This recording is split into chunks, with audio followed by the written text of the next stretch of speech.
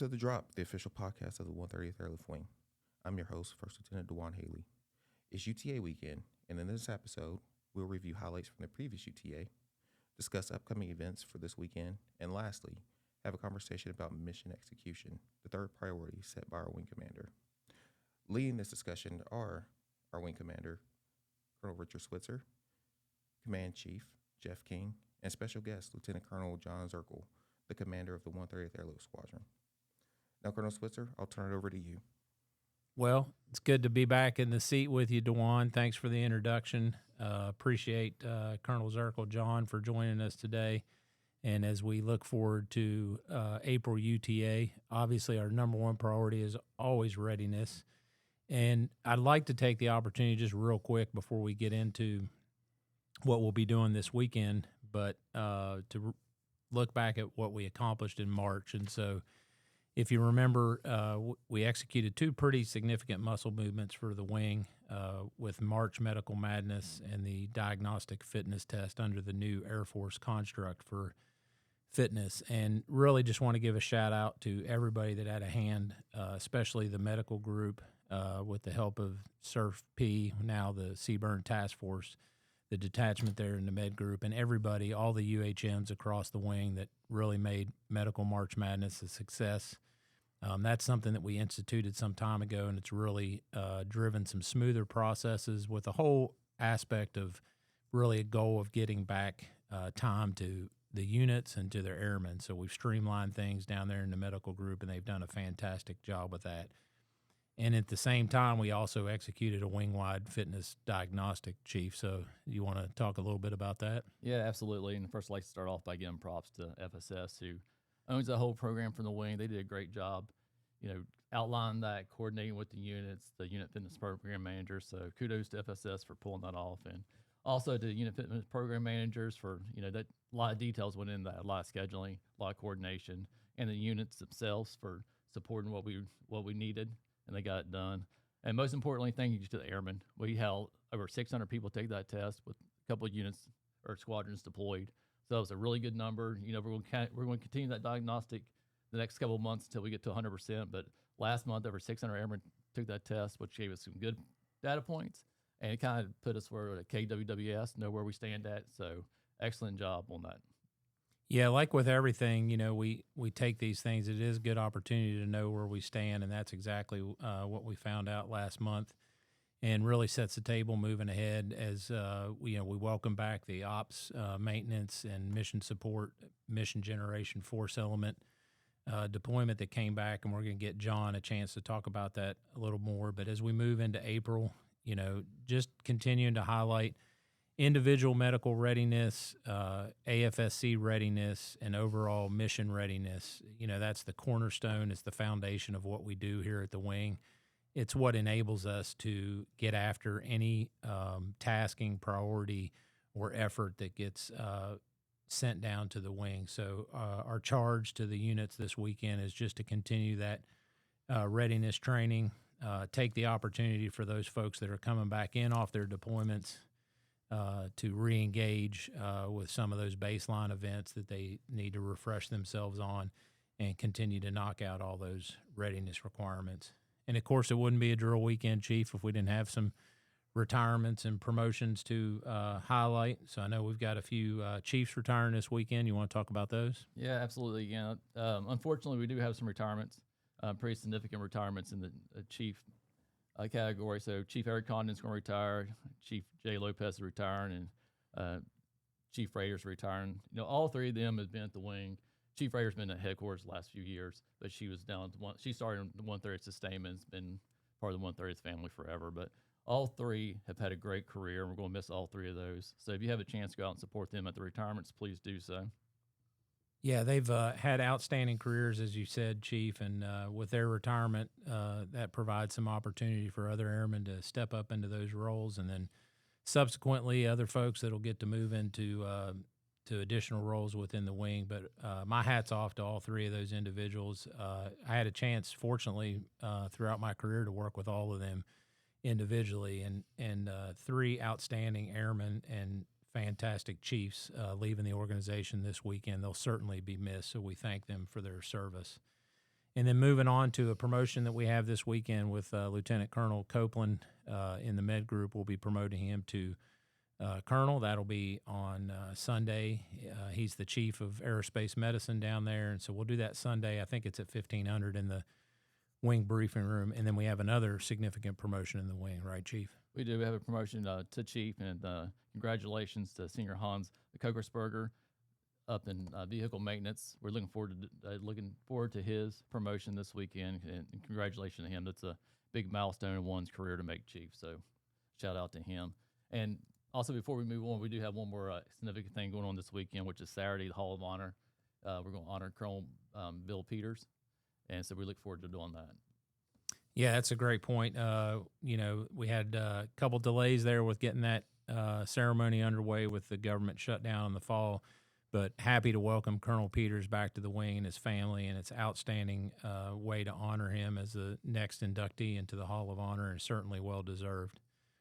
And as we move ahead, for the last couple months, we've been talking about the wing priorities. So we started this kind of 3-part series talking about ready airmen and what it means for every individual airman to be ready, airman development, what we do at the unit level, at the NCO and senior NCO level to develop future leaders within our organization. And this month, we're going to talk about the importance of mission execution, which, I've said this a couple times. People say, why is that number 3?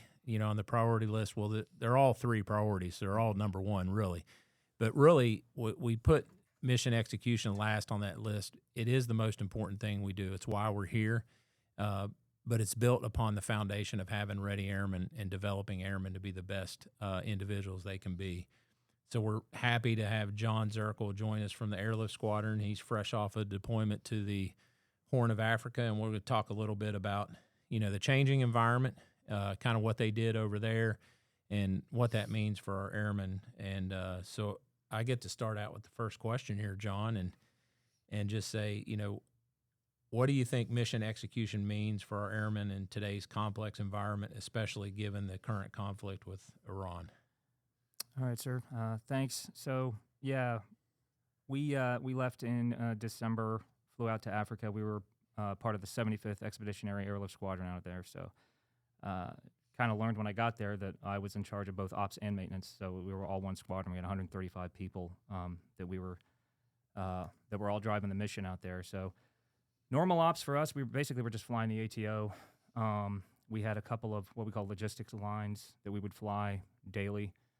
So it was kind of cookie cutter, those kind of missions, but those weren't the ones that the guys really wanted to do, or me. And one of the things I walked away with from the deployment was that really the Herc mentality hasn't changed in 20 years. Everybody wants to lean forward. They all wanted the tough missions, man. And we did get a couple of really cool airdrops while we were out there. We had some pretty dangerous ones, I would say, based off of the adversary we were facing out there. The guys knocked it out of the park, and I think for them, really what it was all about was just the challenge. I think that's what fueled them, what kept them going, and the bosses were real happy with that as well. As it moved to the right towards the end of the deployment, as you guys know, things started to spin up to the east. So really, at my level, the discussions started to center around, one, how do we operate slick C-130Js alongside of the Marine C-130s we had there, the AFSOC guys. A lot of the Army guys were in charge, and they kind of were looking to us to see, hey, if this does happen, how do we even use you guys, right? So it was kind of cool to be a part of that conversation while we were out there. Definitely started driving some, I won't say worries, but concerns from my perspective as to how we were going to operate in that theater. But the guys and gals were 100% on board. That said, it all kind of kicked off right as we were going out the door. So we basically executed that mission, and then were able to get out of there before everything started cooking off. But just to keep it brief, we lean forward. We like the challenge, and that's what mission execution is all about for us. But of course, it all starts with preparing. And I think you had a question about that too. Yeah. So what are some of the things that you think about as a unit commander? Because we do live in a world where things can change. You saw how quickly that happened while you guys were over. And as a matter of fact, as you guys were getting ready to go out the door, one of the messages that we talked about was, you're probably going to have a lot of these, what I would call milk runs and kind of your channel lines and stuff like that, like you were talking about, and maybe not as many of the challenging ones as the guys and girls in ops and maintenance like to lean into. But how do you keep your individual airmen focused on what potentially could be next? And, what foundations do you try to build upon and instill in the airmen so that they're just ready for whatever those challenges are? I I think that all starts with, before we even leave, right? First, preparing to go and operate in an environment where you have to stay flexible and adaptable it's all part of it, right? And that starts with the spin-up training. So we worked really hard to make sure that we had the orders and resources necessary to make sure everybody was ready to go. Not to use the slogan, but we did, to get out the door, right? So, and that's all the tactical training from integrated mission sorties where you're simulating, airborne command and control. You're chucking wrenches into the plan to make the airmen have to make decisions on the fly, all on top of their fundamental training, right? Which the fundamental is key for us. I always like to stress that we always need to maintain the basics. AMC has added a lot of certifications, a lot of extra training. And initially, that was all for the Pacific Theater conflict, but now it's bled into everything we do, right? So we carried that into HOA, and would also carry it to the east if we were ever asked to do so. But that tactical training was very important. I think the guys and girls did a really good job of knocking that out and taking it seriously. On top of that, just mental and physical preparation with you and your family, I think is key, right? Because if you're not grounded when you're going out the door in that aspect, then you're not ready, right? So they all showed ready to rock, and they went out the door, and we all made it happen. But I think that really the key aspect is preparation, man.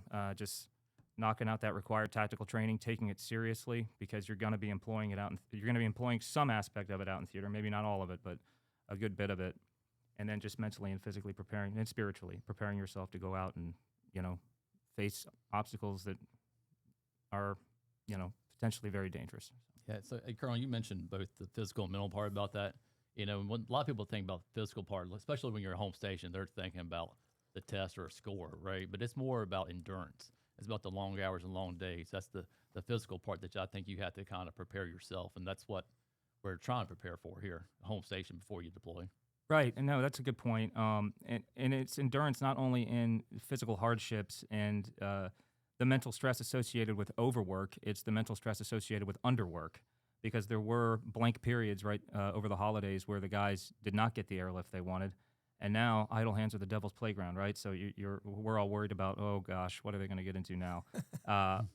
But they held it together pretty well. And then, of course, out of nowhere, it's hurry up and wait, right? So out of nowhere, spike. And we got a crap ton of missions, and the guys were ready to rock. I think there's a healthy balance between overwork and underwork, right? And that's what we were looking for out there. Didn't always get it, but we made good relationships with people across the joint and coalition world, and were able to knock out some really cool missions while we were out there. So Yeah, and you also talked about mental. And, I always think about being mentally ready doesn't mean you're stress-free, but you're ready to handle that stress. Yeah, no, of course. And I mean, the best thing we can do with that is once, like I said, talk to your family, make sure you know the risk before you go out the door, right? And what you're fighting for, and then simulating that to the max extent possible in the training environment prior to going. And then, other than that, just making sure they have everything that they need tactically and operationally to be able to execute when they're downrange. And I think we did a pretty good job of that. Yeah, I think you're spot on. I mean, for the mental part of it, I mean, you get to lean on your peers. I mean, you get to feel comfortable talking to commanders. And then a lot of times you got to feel comfortable asking for help if you need it, right? Yeah. So I think there's the three key parts of your mental part, the mental preparation. Yeah, one of the things you talked about there, John, I think is really good is that pairs well with where we're driving our leaders, in terms of mission command and more decentralized actions on the part of folks that are going out there and executing the mission. And you talked a little bit about your preparation for deployment. Can you highlight some specific things, or maybe take one of those examples that said this is how we utilized our time in UTA or in our training building up to the deployment to allow folks to lean forward, knowing that you might fail at some training missions, you might challenge each other a little bit too much, but, some of those things that you might have done before the deployment that kind of helps maintaining that mindset of mission command and doing things in a little bit more dynamic environment. Yeah, of course. So really, a lot of that was AMC directed. They built the certification syllabus for that particular event. There's integrated mission sorties, levels 1, 2, and 3. Once you get to 2, it gets a little bit more difficult. 3, we're getting real difficult, right? And so we're chucking scenarios at the aircraft commanders on purpose to have them, to force them to make decisions with very little information, right? Which is all part of being an officer in general. But in a tactical sense, they're not used to that, right? So that's part of the training event itself. The guys did an excellent job with that. And again, that was more centered around AMC's desire to be ready for an island hopping campaign. However, it translates very well into just maintaining adaptability, period, right? And that's really how we trained for it. Out there, I can tell you as well, they were very ready to send us into situations where we were going to have to do that. We were actually spinning up for it right at the end when they said, get the hell out of here. So, it was very real. We had equipment with us to be able to facilitate it, and we had already built multi-capable airman teams to go along and make it happen. So, I mean, it was cool. Yeah, that's awesome. And we have no doubt that's one of the things we empower commanders with is getting that training done. I think one of the things that I would highlight, if I remember correctly, some of the things you guys were doing pre-deployment is you're putting in those proper risk mitigation measures. So you got extra instructors on the aircraft when you're doing more complex sorties. I think it's a good example for the team at large here at the wing. Like, it's great to push it up, and we embrace failure as a learning option in a training environment. And we can do that whenever we put proper risk mitigation strategies, control measures, and things like that into our training. And then, of course, one of the things we can touch on here, Chief, right at the end is that drives us to make sure that our junior members are ready to take initiative, right? And so, how do you think we do that in terms of empowering junior airmen and NCOs in order to make that happen? Well, I mean, I believe empowerment isn't what we say, but it's what we allow. Empowerment starts with leaders giving intent and trust. And I hope leaders, once they give that intent and trust, they don't micromanage, right? So they gotta back off a little bit, let the NCOs, senior NCOs do their job and see where it goes to. And one thing I would really like to say all the time is they may not do it the way we want to do it or how we would have done it, but there's multiple roads to get to the end destination. So I think that's really important why you do the desired end goal, the intent, and let them get there. And I think that's how you empower them. So, yeah, I completely agree. Once I took command, I guess I felt like we certify people to do certain missions as part of the Airlift Squadron, and then I feel like maybe we micromanage them too much after that. And ever since then, whenever I do a certification board, I look them in the eyes and I say, you are certified to do everything that the regulations require of you, whether it be the 3-3, the Vol 3, 202, Vol 3. So you're going to go do it, and I'm not going to get in your way. Just keep that in mind. Don't screw it up, and we get out of the way, right? And we let them do their jobs. And when you do that, one, I think it really impresses upon the person that they're the last stop, right, before mission failure. So I think they take it more seriously, and then it's that much more rewarding when you give them that opportunity to execute, and then they nail it, right? And it makes them a better airman out of it. So yeah, that rewarding part, I think, is the most important part, because once they're allowed to do it and the action happens, they're automatically rewarded because, like, look what I did, and look what the commander let me do, and I didn't have to call him. Hell yeah. So I know we could sit here and talk about mission execution all day long. It's the most important thing we do. But I'd like to close out the discussion and remind folks that it's our mentality, it's our charge here at the wing to be ready to go. That's why the chief and I are driving the wing towards our 3 priorities of ready airmen, airman development, and mission execution. We're super proud to be a part of the team. Looking forward to a great drill weekend and seeing all the things that the wing's going to accomplish. Thanks for your time today. Appreciate it. That wraps up this episode of The Drop, and we'd love to hear from you. If you have ideas for future episodes, send them to us at 130.aw.public.affairs@us.af.mil. You can also visit us on our website at www.130aw.ang.af.mil and connect with us on Facebook, Instagram, and YouTube. From everyone at the 130th Airlift Wing, remember, stay ready to go.